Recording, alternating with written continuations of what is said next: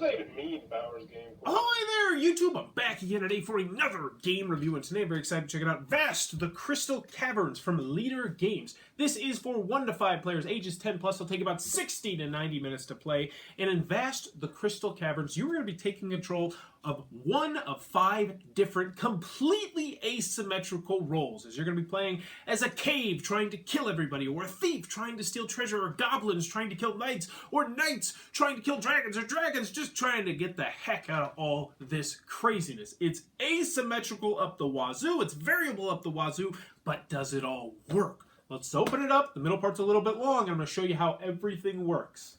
Alrighty then, we're going to take a look at what you're getting inside of Vast, the Crystal Caverns. So first and foremost, we're going to handy dandy rule booklet, 19 pages, double-sided, full color, full of pictures, illustrations, examples, and it's pretty well done. I would say, honestly, for how much stuff is going on in this game, this rule booklet accomplishes its goal pretty well.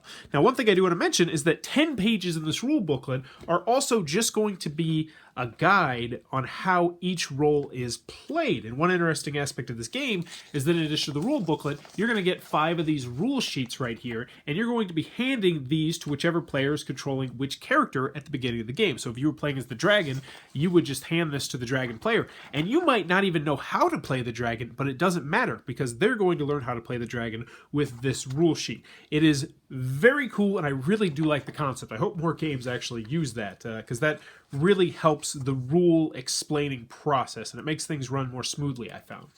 So, one little nitpick I do have about these is I wish they had the player board set up somewhere on here, like maybe in the bottom left-hand corner here, just how your player board should be set up at the beginning of the game. It's a nitpick, though, but it is something that I did want to mention. So in this game, you're going to be playing as either the knight, the goblins, the dragon, the cave, or the thief. And each player is going to have their own unique objective they're going to be trying to complete. You are going to be wandering around a cave. There's going to be numerous different cave tiles which will do all sorts of different things. We'll get to these cave tiles as we come to them. As you can see, there's lots of tokens and components and cards and who's ats and what's its, lots of stuff going on. But let's start with the knight. So the knight is going to be wandering into the cave, and her goal is to kill the dragon or to destroy 5 of these crystals right here, because if you destroy the crystals, then the dragon can't rise from the ground. Those crystals are going to be popping up randomly. Well, there's 3 at the beginning of the game, 3 at the middle of the game, and 3 at the end of the game, when people uncover a tile and that comes up. So when you see this, somebody flips this over, you're going to put a crystal on there, and their goal, there's no dragon, is to smash it. Now, how the knight plays is the first thing they're going to do is they're going to pick up hero cubes. And the hero cubes are going to be these little yellow cubes right here. You're going to start the game with 2 of these cubes, and then as you do heroic deeds, aka gaining grit, you are going to be able to gain more of these cubes at the 5, 11, 18, 26, and 35 mark. Now, you need these cubes because they will allow you to up your movement, up your perception, aka how many encounters you can have, up your strength, allow you to move through walls and shield yourself and shoot bows and throw bombs underground at dragons, do all sorts of various different things like that. But there's also a lot of ways to lose grit as well. So one of the unique things about the knight is that when they go to, what are they, treasure tiles, they will actually be able, oh, that's not a treasure tile.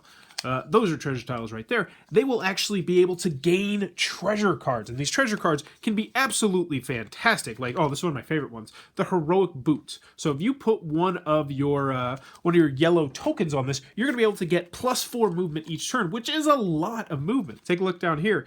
Put 1 cube here and you would get +2, +4, so this is a really good one to have, but they're all really pretty good. You have the enchanted bow, which is a cool one too, but it's really fun playing as the knight because you're going to be able to get treasure, do a lot of stuff, gain your grit, but along the way you're also going to have to deal with ambushes from goblins and encounters, which can be both good and bad. So let's just see. This one, the knight gains a treasure card. So that one's pretty good. If there's no cave, ambush. This means that goblins are going to be able to attack you. Let's see. This one is going to heal you. You can spend a hero cube to regain 1 health, which, let me tell you, that saved me in a game. Lose 2 grit. It's all random what's going to happen in this event deck, unless someone's playing as the game, of course, and then, well, things get interesting. But we'll talk about that later. So that is the knight. Next one is the goblin. Now, the goblin is, how do I explain this? It's kind of like this management where you're constantly managing your three tribes. You're going to have 3 tribes out there. You're going to have the fangs, the bones, and the eye. And your goal is to try to kill the knight. And if there's no knight, kill the dragon. If there's no knight or dragon, then you're trying to smash those 5 crystals we talked about. How you're going to be doing this is you're just going to be trying to get your strength up. Now, your strength is going to be dictated by these cards you draw right here. And this is going to tell you how much population you're going to be adding to each tribe. So the population are going to be these green little counters right here.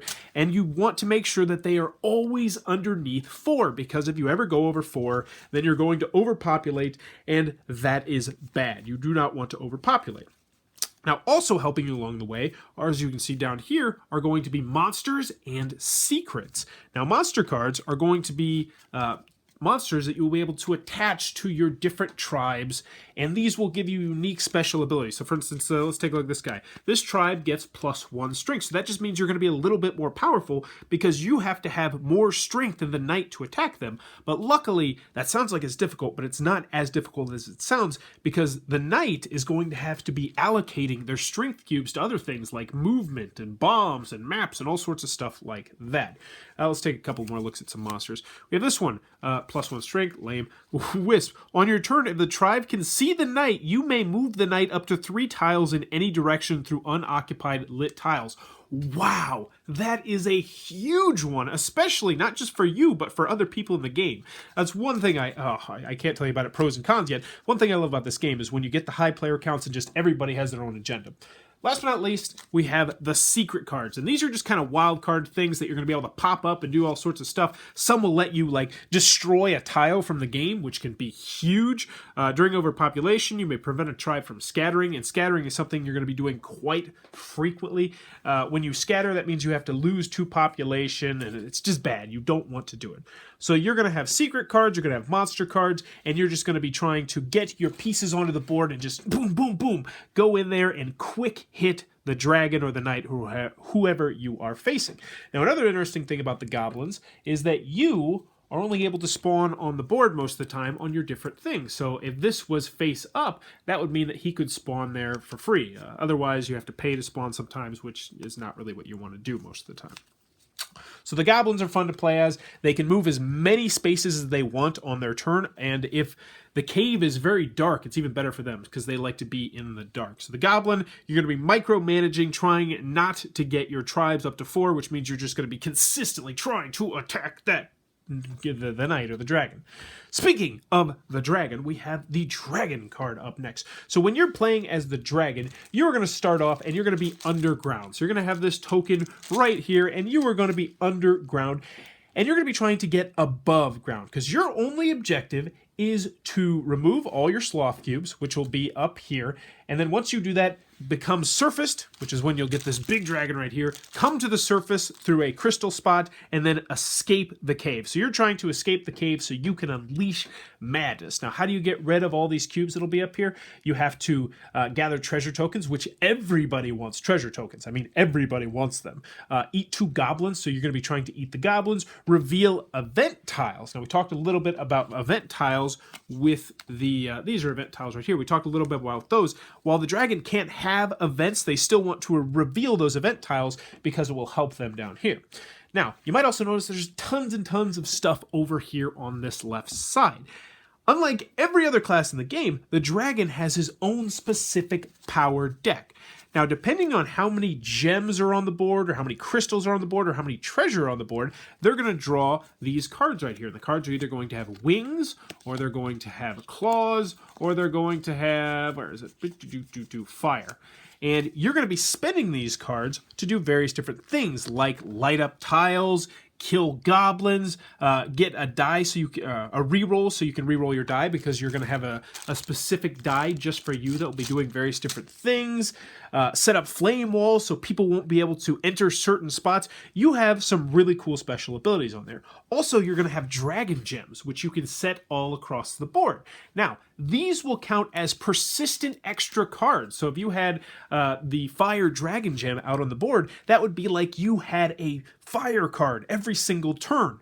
But other people can steal that gem. But it's a risk-reward type situation, which I really like, where stealing that gem is good for everybody in various different ways. The knights, the goblins, well, not the cave, the thief, everybody wants to steal it, but it's a 50-50 shot that the dragon has sabotaged the gem, and bad things can happen to you as well, which I find really interesting. So the dragon, they're trying to eat goblins, reveal event tiles, gain treasure tokens, so they can wake up, get above ground, and escape from the cave. So, next we have the cave. And the cave is one of the most interesting ones to play at, hands down. So the cave doesn't actually have a character. The cave is going to be trying to collapse itself, to kill everyone, to make sure no one meets its win objectives.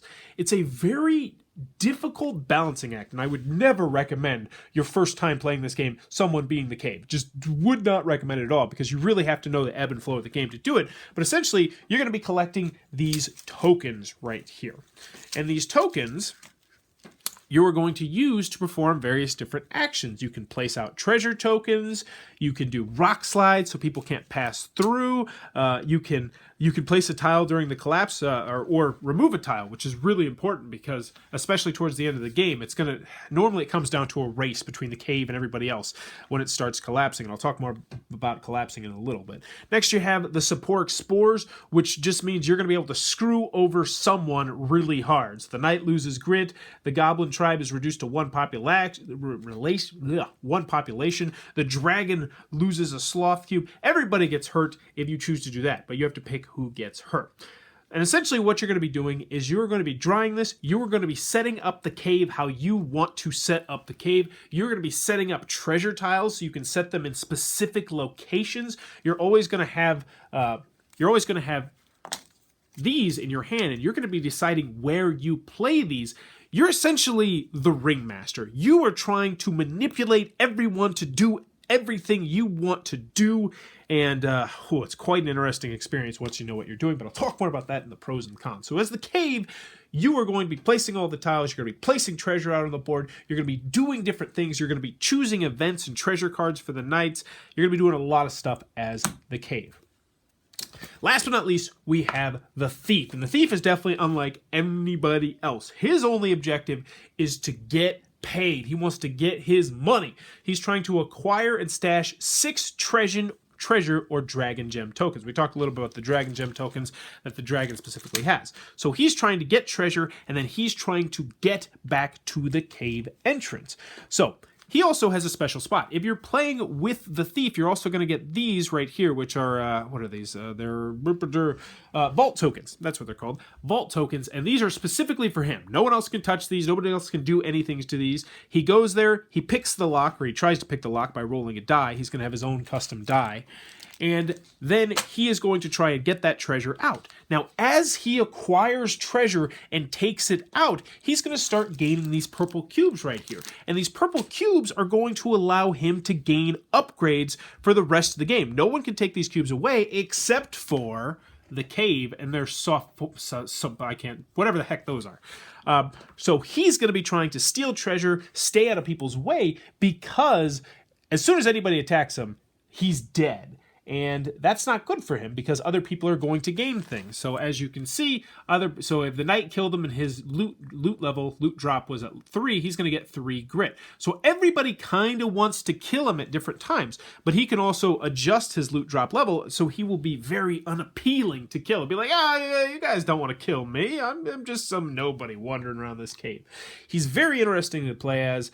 And, so any other things that I need to mention, like card-wise? Oh, there's tons and tons of stuff. You can increase the difficulty for anybody, making their role easier or simpler, easier or more difficult. I don't think easier is a word. There's tons of different variant cards you can play with. In the back, there is tons and tons and tons of different role variants. Knight versus Thief, Dragon versus Thief, solo game, Knights versus Goblins. It shows you how to play every combination pretty much. Also, there's extra terrain tiles that you can start to mix up, which will do different things and completely shape the cave. There is tons of stuff going on in this, but let's flip it around, and I'll try and give you my best thoughts on what I think about this game.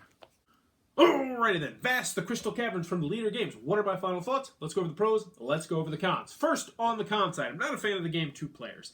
And the main reason why I'm not a fan of this game 2 players is because I played it 2 players, I think, 4 separate times. One of the games was good, the other 3 were massively not good. Like, it's just, one person crushed the other person. Which I understand you could use the,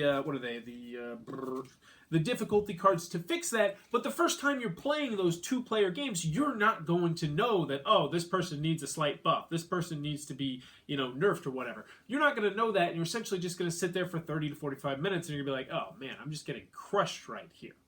Another comment I have with this game is that there's a good deal of randomness, and that really, it stands out more when you have the smaller player counts. If you get screwed over on event the first couple times as you're playing as knights versus goblins or knights versus dragons or something like that, the knight's probably going to lose if he gets screwed over on those event cards. So there is a good deal of randomness. There's dice rolling here and there, especially with the dragon, and some people are going to be turned off by that randomness, especially when the game stretches out to 90 minutes to 2 hours, because you don't want too much randomness in a game that long. Also, with which tiles get flipped up, where the tiles go. If someone's not playing as the cave, it's very random in that aspect as well. Solo. I'm not going to dog on this solo-wise, because I feel like the game... Here's the thing, when you play as solo, you're going to get 4 different game experiences, which I like. I think that's cool. But I don't know if I'd recommend this purely as a solo game, because it is a premium price tag, and if you're only going to play it solo, I don't know if I could recommend it. Now, if you do think you're going to play it at other player counts, then yeah, by all means, try it solo. And one thing I really liked, we're saving that for the pros. Saving that for the pros. We got tons of pros. Let's keep going on the cons. Also on the con side, you're going to run into some situations where you'll be like, I'm not quite sure what we do here. And while most of the time it is in the rule booklet, you're never quite sure where it is. Oh wait, no, I think that's in the dragon section. No, that's actually in the cave section. No, I think that's actually at the beginning. And that can be a little bit frustrating. It's not a deal breaker by any stretch of the imagination, and it's not that surprising with just how much stuff is going on in the game, especially with 5 asymmetrical characters, but I would like an FAQ in, say, the back of the rule booklet. Another con that I had, a small con, is that I really like this page, which shows people how to set up their board, and I wish it was on each of these pages as well. I wish they just had like a little picture scrunched in there and be like, this is what your board should look like at this point. That would be nice as well. Also, maybe just a component list. Like, these are the components that you're going to need. Another thing I'd like a better box organizer, because there's tons and tons of stuff and tokens and pieces and cards in this game. So, this is right for a broken token organizer. Last con that I have with the game is that I wish there was a little bit more variety on the treasure cards. And also the event cards as well. I'd like to see more events that just shake things up and do various different things. But, all those cons out of the way, get them out, because we're just about to talk about how much I love this game. And I was torn on this. I'm torn on this. As many of you know, I have a Bowers Best Seal, and I award it from time to time to games that I think are outstanding. Games that I think are a 9+ on Board Game Geek, and give this game a Bowers Best Seal. Because, man, this game is just... it just blew my mind. I heard about the game. We did the interview at Gen Con. I was like, I want to play this game. I need to try this game. And I can tell you now, I've probably played it about 10 times since I've got it. I've tried each and every role at least once, and we're just going to go over what I like about the game and my experience with each of the roles. So I know it's going to be a longer video, but if you're really interested, I'm going to give you the lowdown on it. So first and foremost, component-wise, very nice components. I like how the rule booklet is done. I actually think this is ingenious, each person having their own rule booklet. And I found it's a really good experience because everybody's reading the rules at the same time. So you don't have like this issue of someone on their phone or someone doing this or someone messing around or making jokes, because everybody actively has to learn their own role. We're all grown-ups. I'm assuming you're playing this with grown-ups, so you need to learn your own rules. I really do like that. But as you start to learn all the different roles, you can help other people out.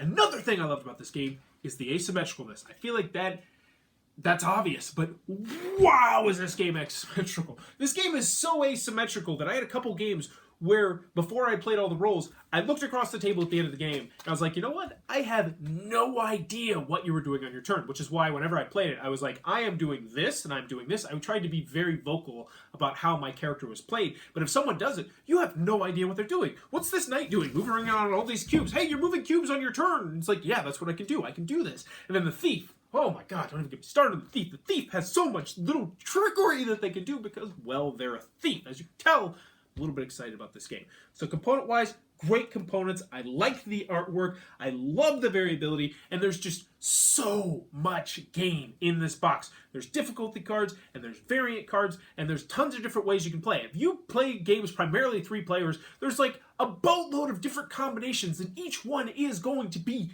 different each time, and how the cave gets set up is different. And then if you want more variability, you get more tiles, and they're different, and they do different things. And wow, I don't know if there's a more variable game out there aside from like, you know, like a Dominion or something where each game could be drastically different. Like, this game blew me away in that aspect. So let's talk about the 5 different roles. I'll give you my thoughts on each and every one of them. We'll start first with the Knight. The Knight is one of my favorite ones to play, and I have a feeling I'm going to be saying that a lot. I really do like leveling up. Now, the one thing I don't like about the Knight is, as I mentioned, there's some randomness here. And if you get screwed over, especially early in the game, and you're losing grit, and you only have those 2 cubes, you're going to feel a little bit handcuffed. On the flip side, if your first turn you just uncover a treasure, and then maybe you uncover, you know, a treasure on the next turn, you're buck wild. You were just running around the place, you know. So it is random a little bit in that aspect, but with the higher player counts, it kind of cancels itself out. And I really enjoy playing as the Knight. I like the Knight a lot. I wish that there were some more treasure cards, as I mentioned, and I'm excited to see what this game offers in the future. Like, I should have interviewed them about expansions. I don't know if they're planning expansions or whatnot, but I enjoy the Knight. Knight is a rock-solid one. I like having them in the game. Oh, and that's another thing. Well, I'll get to that when I mention the game. I like the Knight. It's fun to play as, and I feel like it's a good introductory one, too. It's pretty simple to understand. You have cubes. You allocate the cubes. At the end of your turn, the next turn, you get to allocate those cubes again. Like playing as the Knight. So, next one is the Goblin. Now, the Goblin is more complex than the Knight. I definitely can say that. I really enjoy playing as the Goblin. But I will say, as the Goblin, if there is a dragon around, it kind of stinks. Playing as the Goblin can get very frustrating, especially when the dragon needs to eat you. Because when the dragon needs to eat you, he can eat you from all the way across the map with one of his special abilities. And that is so annoying. Yeah, force a goblin tribe anywhere on the map to become hidden and lose 1 population, you eat 1 goblin, which is great for them, and it's super annoying for you. But once they get past that phase, playing as the goblins is a lot of fun. You just have infinite movement. So if the cave has a lot of dark spots, then you can just run all around the cave, and it's, you know, you get ambushed to ambush all the time, and so you have to be constantly ready, like, oh, I have to keep this tribe back because I want to ambush, and there's like this micromanagement, like, oh, I'm worried that I'm gonna go over my 4 population, so I need to make sure my rage is up so I can draw a couple cards. I enjoy playing as the goblins. I think if I had to rank them, though, they would definitely be below the Knights. And I think that's what I'm going to do. I'm actually going to rank them my favorite. So right now, I like Knights better than I like Goblins. So next, we have the Dragon. And the Dragon, oh my goodness, the Dragon's really interesting. The Dragon is like a snowball going down a hill. It starts off really weak. It can do this, it can do that, it can move. It only gets to move like 2 spaces in straight lines. And then as it gets more powerful, it starts to be able to do more things. And then the Dragon is a problem. There's like a 2-turn span where the Dragon goes from not really being that much of a problem to, oh dear God, we need to worry about the Dragon. Everybody needs to team up on the Dragon. And I like that aspect. Also, it's pretty difficult to play as the Dragon, I feel like, especially towards the beginning of the game because you're going to be moving slow and it's going to be difficult to acquire that treasure. I did enjoy playing as the Dragon, but I feel like the Dragon is actually going to go below the Goblins. I feel like I like the Knight the best, the Goblins the best, and then the Dragon the best, but we still have the other 2. So next, we have the Thief. And the Thief is a really interesting one. He is completely... He doesn't care about anybody else. What are you doing? I don't care what you're doing. I'm going to go over here. I'm going to be flipping over tiles and peeking at them and looking for treasure, and that's all I'm doing. But there will come a certain point in the game where early on in the game you might not care about the Thief until they start to get that 3rd and that 4th treasure, and then you're like, hey, maybe you should go over there and kill him. But here's the thing. Nobody wants to go kill him, especially towards the later part of the game, because it's not their objective. So he has like this built-in advantage where it's like, why don't you go do it? Goblins are all the way over there. You could get over there in one turn. Why don't you go kill them? They're like, why don't you kill them? You need to kill them more than I do. And I enjoy playing as the goblin. I enjoy unlocking the different purple cubes. I wish there was maybe... No, I like the thief. So, where do I rank the thief? I like the knight. I like the goblins. I think I would put the goblins above the dragon. I think the dragon actually is my least favorite play. Now, last but not least, I'm going to talk about my favorite. This is my favorite role to play, period, and that is the cave. And oh my gosh, if you want to set your brain on fire and smash it through a wall, the cave is the one to go for.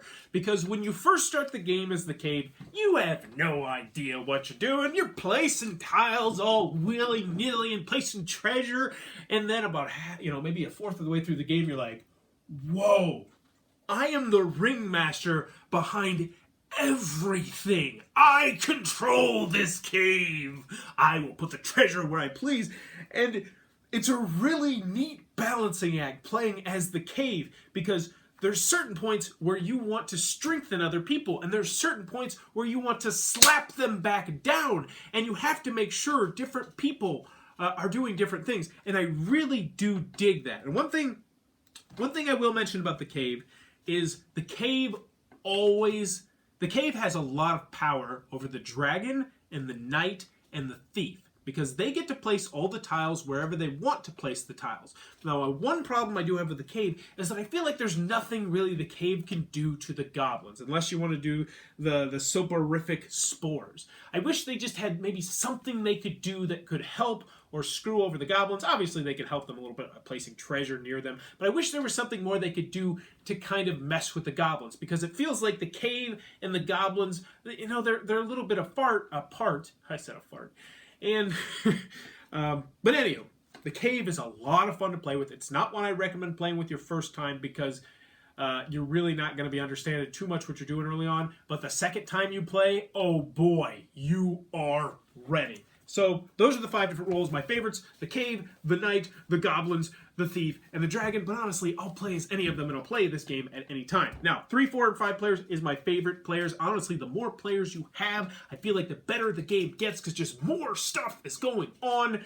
And if you couldn't tell, let's just wrap it up. Vast, the Crystal Caverns, give it a Bowers Best Seal. It is one of my favorite games of the year. This is a game that will be on my shelf forever.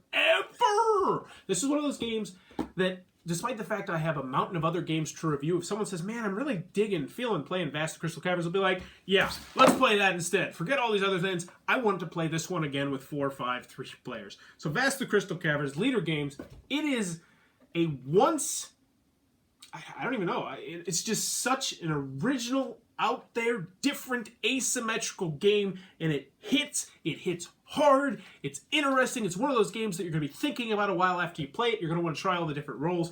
Vast the Crystal Caverns, this might be the most game I've seen in a box since Dominion. It is fan-frickin-tastic. If you enjoyed this review, please be sure to click on that subscribe button down below in the comments below. Let me know, in real life, would you rather be a dragon, a cave, goblins, a thief, or a knight? Well, I don't think I'd want to be a cave. Being a dragon would be pretty cool. I would not want to be goblins. I think I'd actually like to be a thief. Because here's the thing about being a knight.